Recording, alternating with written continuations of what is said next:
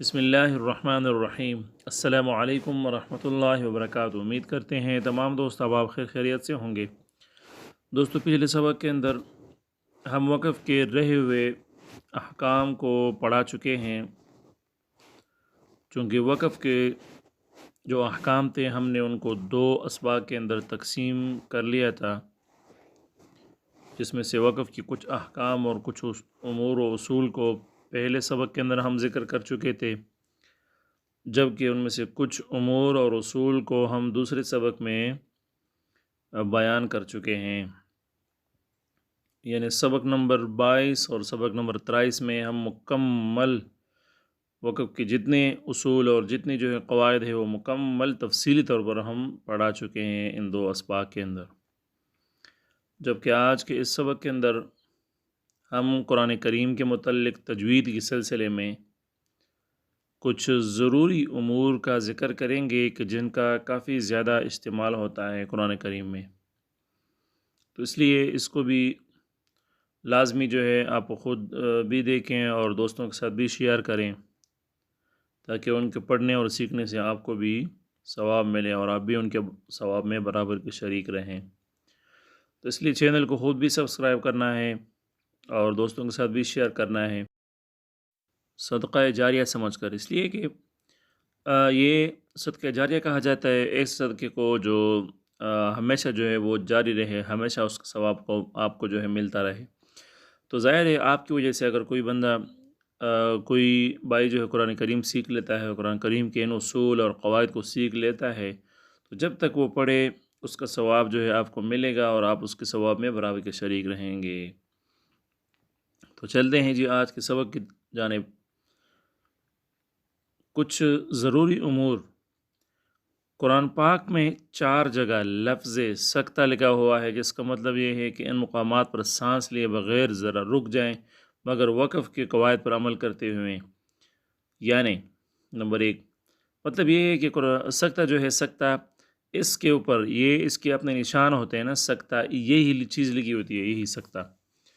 تو قرآن کریم میں جو ہے یہ تقریباً 4 جگہوں پہ آیا ہوا ہے۔ تو اس میں جو ہے سانس کو توڑے بغیر ہم ذرا رک جائیں گے، مطلب آواز کو جو ہے خاموش کریں گے لیکن سانس نہیں توڑیں گے کچھ ہی سیکنڈ کے لیے، تو اس وقت جو ہے یہ سکتہ ادا ہوگا۔ نمبر 1 سورہ کہف میں سکتہ کے مقام پر عوجہ کے 2 زبر کو الف سے بدل دیں، یہاں وقف کی علامت بھی موجود ہے، لہٰذا وقف کرنا بھی صحیح ہے۔ سورہ کہف میں جو سکتہ آیا ہوا ہے یہ عوجہ کے مقام پر، تو یہاں پر 2 زبر کو ہم الف سے بدل دیں گے اور یہاں پر جو ہے وقف کی علامت بھی موجود ہے، یعنی ہم وقف بھی کر سکتے ہیں، اگر سکتہ نہ کریں تو وقف بھی کر سکتے ہیں، عوجہ بھی پڑھ سکتے ہیں۔ نمبر 2 سورہ یاسین میں من مرقدنا، یہاں پر یعنی من مرقدنا اس طرح توڑا خاموش ہونا ہے، اس کو اس طرح پڑھتے ہوئے سکتہ کریں گے، یہاں بھی وقف کی علامت موجود ہے، لہٰذا وقف کرنا بھی صحیح ہے۔ اگر کوئی جو ہے وقف کرنا چاہے تو وقف بھی کر سکتا ہے، درست ہے۔ نمبر 3 سورہ قیامہ میں سورہ قیامہ من راق، یہاں پر من راق، یعنی یہاں پر سکتہ کا جو اس کا جو طریقہ ہے اس کو بس تھوڑا سا آپ نے خاموش ہونا ہے، سانس توڑے بغیر، تو سکتہ جو ہے خود بخود ادا ہوگا۔ تو من کی نون کو ساکن پڑھتے ہوئے ہی سکتہ کریں گے، یہاں پر کیا ہے، من کی نون کو ساکن کرتے ہوئے ہم جو ہے سکتہ کریں گے اور نون کو را میں نہیں ملائیں گے۔ نمبر 4 سورہ مطففین میں کلا بل رانا کہ لام کو ساکن پڑھتے ہوئے ہی سکتہ کریں گے، لام کو را میں نہیں ملائیں گے۔ جو قرآن پاک میں 4 الفاظ لکھے تو صاد کے ساتھ ہوتے ہیں، مگر ان پر چھوٹا سا سین بھی لکھا ہوتا ہے، ان کو پڑھنے کا طریقہ یہ ہے۔ یعنی قرآن کریم کے اندر آپ لوگوں نے دیکھا ہوگا تلاوت کرتے وقت کہ بہت ساری جگہوں پر جو ہے وہ صاد لکھا ہوتا ہے بڑے الفاظ میں، بڑے لفظ میں، لیکن اس کے اوپر چھوٹا سا سین لکھا ہوتا ہے، تو اس کے جو پڑھنے کا طریقہ ہے وہ کچھ اس طرح ہے۔ نمبر 1 وَيَب سوتو، پارہ نمبر 2 اور رکوع نمبر 16 میں سین کے ساتھ، یعنی وَيَب سوتو پڑھیں گے ہم. یہاں پر کیا پڑھیں گے؟ ویب سو، تو یہ سواد ہے لیکن ہم اس کو سین کے ساتھ پڑھیں گے. نمبر 2 بسطتن، پارہ نمبر 8 رکوع نمبر 16 میں بھی سین کے ساتھ پڑھیں گے، یعنی بسطتن پڑھیں گے. نمبر 3 المسیطرون، المسیطرون میں یہ پارہ نمبر 27 رکوع نمبر 4 میں صاد اور سین دونوں طرح پڑھنا جائز ہے. یہاں پر یہ المسیطرون نمبر 3 کے اندر ہم صاد اور سین دونوں کو جو ہے پڑھ سکتے ہیں، دونوں طریقوں سے پڑھنا جو ہے جائز ہے، یعنی المسیطرون اور المسیطرون دونوں طریقوں سے پڑھنا جائز ہے. نمبر 4